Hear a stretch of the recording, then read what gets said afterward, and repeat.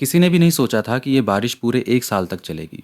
लगातार 20 दिनों की भीषण गर्मी के बाद मूसलाधार बारिश दिन रात लगातार बरसती रही।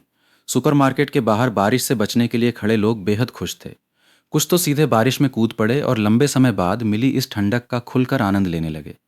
मैं सुपरमार्केट से सूअर के मांस का एक बैग लेकर बाहर निकला। बाहर लगातार तेज होती बारिश को देखकर मैंने भौहें सिकोड़ लीं। ऐसा नहीं था कि मुझे बारिश से नफरत थी। इतने दिनों तक भीषण गर्मी झेलने के बाद मैं भी पूरी तरह परेशान हो चुका था। लेकिन मुझे बारिश से डर लगता था। 3 साल पहले एक बरसाती रात में मेरी कार झील में गिर गई थी और मैं पानी में डूब गया था। मैंने अपने मोबाइल में मौसम का पूर्वानुमान देखा। आज से तापमान धीरे धीरे कम होने वाला था। 43.5 डिग्री की भीषण गर्मी खत्म होने वाली थी और उसकी जगह लगभग 33 डिग्री का आरामदायक तापमान आने वाला था। लेकिन इसके साथ लगातार बारिश भी होने वाली थी। अगले पूरे 1 हफ्ते तक लगातार बारिश का अनुमान था। कभी सुबह, कभी रात और ज़्यादातर हल्की या मध्यम बारिश। मैंने आह भरते हुए दोबारा सुपरमार्केट के अंदर जाकर सामान जमा करना शुरू कर दिया। पहले जब गर्मी पड़ रही थी तब मैंने ज़्यादा सामान जमा नहीं किया था। लेकिन अब लगातार बारिश होने वाली थी, इसलिए मैं बाहर निकलना नहीं चाहता था। मैंने सोचा कि इतना खाना जमा कर लूँ कि कम से कम 1 हफ्ते तक बाहर निकलने की ज़रूरत ही ना पड़े। मैंने 10 डिब्बे स्टेक, 12 किलो जमे हुए चिकन विंग्स, 3 पैकेट पकौड़ी, 4 पैकेट तांग्युआन खरीदे। ये सब मेरी पसंदीदा चीज़ें थीं। इसके अलावा मैंने टमाटरों का एक बड़ा बैग, शकरकंद, एक पेटी, 8 खजाने वाली दलियाँ और एक पेटी इंस्टेंट नूडल्स भी खरीदे। इतना सामान तो आराम से 1 हफ्ते तक चल ही जाता और अगर बचा कर खाता तो 1 महीने तक भी निकाल सकता था। सारा सामान खरीदने के बाद मैं टैक्सी से घर लौट आया। मैं एक मध्यम स्तर की सोसाइटी में रहता था। घर बड़ा नहीं था, लगभग 90 वर्ग मीटर का था और तीसरी मंजिल पर था। सामान घर में रखने के बाद बारिश और भी तेज हो गई। बारिश की बूंदें खिड़कियों पर लगातार जोर जोर से पड़ रही थीं। बारिश इतनी भयंकर थी कि मैंने कई सालों से ऐसी बारिश नहीं देखी थी। पापा, आप लोग ही अपना ध्यान रखना। मेरी तरफ कोई दिक्कत नहीं होगी। मैं भी अभी कुछ दिनों तक बाहर नहीं निकलूंगा। आप लोग भी खेत पर मत जाना। ठीक है, ठीक है। अगर पानी भर जाए तो ऊंची जगह पे भाग जाना, छत पे चले जाना। समझ गया। फोन रखने के बाद मैंने गर्म पानी से नहाया और गहरी नींद में सो गया। जब मेरी आंख खुली तब सुबह हो चुकी थी। लेकिन बाहर अब भी तेज हवा के साथ मूसलाधार बारिश हो रही थी। अनगिनत बारिश की बूंदें ऐसे खिड़की पर पड़ रही थीं जैसे कोई कंकड़ फेंक रहा हो। बारिश अब भी जारी थी और पहले जैसी ही भयंकर थी। सामान्य तौर पर कोई भी तेज बारिश ज़्यादा देर तक नहीं चलती। कई बार तो आधे घंटे में ही खत्म हो जाती है। मौसम विभाग ने भी कहा था कि आज की बारिश रात में शुरू होगी।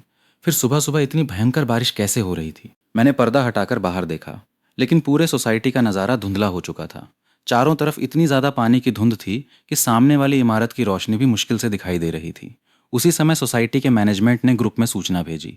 सभी सम्मानित निवासियों से अनुरोध है कि मौसम विभाग ने लाल श्रेणी की भारी वर्षा की चेतावनी जारी की है। कृपया बिना ज़रूरत घर से बाहर न निकलें और सभी दरवाजे तथा खिड़कियां अच्छी तरह बंद रखें ताकि किसी प्रकार का नुकसान न हो। भारी वर्षा की लाल चेतावनी का मतलब था कि 3 घंटे के भीतर 100 मिलीमीटर से अधिक बारिश होने की संभावना है। यह बेहद खतरनाक स्तर की बारिश थी। सरकारी विभागों को आपातकालीन बचाव कार्य शुरू करना पड़ता है और सभी बाहरी काम पूरी तरह बंद कर दिए जाते हैं। ग्रुप में काफी चहल पहल थी, लेकिन कोई ज्यादा घबराया नहीं था।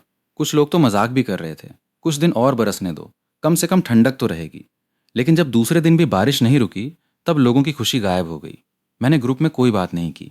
मैं जाकर अपनी खिड़कियों की जांच करने लगा। सब ठीक से बंद थीं।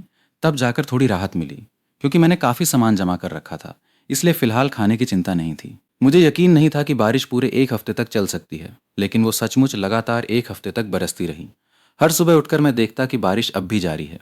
और सबसे डरावनी बात यह थी कि उसकी रफ्तार बिल्कुल भी कम नहीं हुई थी। अब भी वही सबसे ऊंचे स्तर की लाल चेतावनी लागू थी। मेरी खिड़कियां तक हिलने लगी थीं और उनकी दरारों से बारिश का पानी अंदर आने लगा था। ये देखकर डर लगना स्वाभाविक था। मेरे माता पिता कई बार फोन करके मेरा हाल पूछते और मुझे ढांढस बंधाते। मैं हर बार यही कहता, सब ठीक है, चिंता मत करो। लेकिन सच तो ये था कि मुझे बिल्कुल भी अच्छा नहीं लग रहा था। लगातार 7 दिनों तक, चाहे दिन हो या रात, बारिश एक पल के लिए भी नहीं रुकी। हमारा यूचेंगी शहर सोशल मीडिया पर ट्रेंड करने लगा था। लेकिन सिर्फ हमारा शहर ही नहीं, दूसरे कई शहर भी ट्रेंड कर रहे थे, क्योंकि लगातार बारिश केवल यूचेंगे में ही नहीं हो रही थी। हमारा शहर तो बस पहली खेप के उन शहरों में था जहां ये शुरू हुई थी। मैंने खास तौर पर इस बारे में जानकारी खोजी। तब पता चला कि यूरोप, दक्षिण पूर्व एशिया और उत्तरी अमेरिका जैसे इलाकों में भी लगातार बारिश शुरू हो चुकी थी। ये सब बेहद असामान्य था। जब मैं पढ़ाई करता था तब मैंने पृथ्वी पर हुई प्रजातियों के सामूहिक विनाश के इतिहास का अध्ययन किया था। मुझे साफ याद था कि पृथ्वी पर कभी लगातार 20 लाख साल तक बारिश हुई थी। उसके बाद पूरी पृथ्वी का पारिस्थितिक तंत्र बदल गया था और डायनासोरों का उदय हुआ था। वैसे भी मुझे बारिश से डर लगता था, इसलिए अनजाने में मैंने इस बारिश की तुलना उसी 20 लाख साल वाली बारिश से करनी शुरू कर दी। जब मैंने फिर ग्रुप देखा तो लोग अब एक दूसरे की मदद करने लगे थे। जिसके पास आलू हैं वो इंस्टेंट नूडल्स से बदल सकता है, जिसके पास सुअर का मांस है वो सब्जियों से बदल सकता है। मेरे पास अभी भी काफ़ी सामान बचा हुआ था, क्योंकि इन दिनों मैं बहुत कम खा रहा था और ज़्यादा खाना भी नहीं बना रहा था। फ्रिज में अभी भी काफ़ी मांस रखा हुआ था। एक और हफ्ता आराम से निकल सकता था।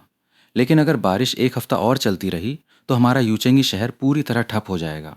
मैं फिर खिड़की के पास गया और बाहर देखने लगा, लेकिन अब भी कुछ साफ दिखाई नहीं दे रहा था। यहाँ तक कि सोसाइटी के बीच बना कृत्रिम तालाब भी नजर नहीं आ रहा था। इसी बीच प्रॉपर्टी मैनेजमेंट ने फिर से एक आपात सूचना जारी की। क्या अंडरग्राउंड पार्किंग अब तक पानी से भरकर तालाब नहीं बन गई होगी? हमारी सोसाइटी तो नीची जगह पर भी नहीं है। ये कैसे हो सकता है? लगातार एक हफ्ते की मूसलाधार बारिश के बाद तो कहीं भी पानी भर सकता है। मैंने अभी फायर ब्रिगेड को फोन किया था, लेकिन वहां भी संपर्क नहीं हो पा रहा है। हर तरफ अफरा तफरी मची हुई है। सुना है शहर के पूर्वी इलाके में तो पूरा समुद्र जैसा नज़ारा हो गया है। मैं भी घबराने लगा। पानी का जो डर मेरे अंदर था उसे कोई दूसरा समझ ही नहीं सकता था। मुझे डर था कि कहीं बारिश का पानी तीसरी मंजिल तक न पहुंच जाए। अगर ऐसा हुआ तो मैं पूरी तरह फंस जाऊंगा और फिर मुझे दोबारा उसी पानी के डर का सामना करना पड़ेगा। प्रॉपर्टी मैनेजमेंट की आपात सूचना देखने के बाद मैं बिल्कुल भी शांत नहीं रह सका। खाने का सामान अभी कुछ दिन और चल सकता था, लेकिन मुझे सचमुच डर था कि कहीं पानी तीसरी मंजिल तक न पहुंच जाए। तभी मुझे पापा की बात याद आई।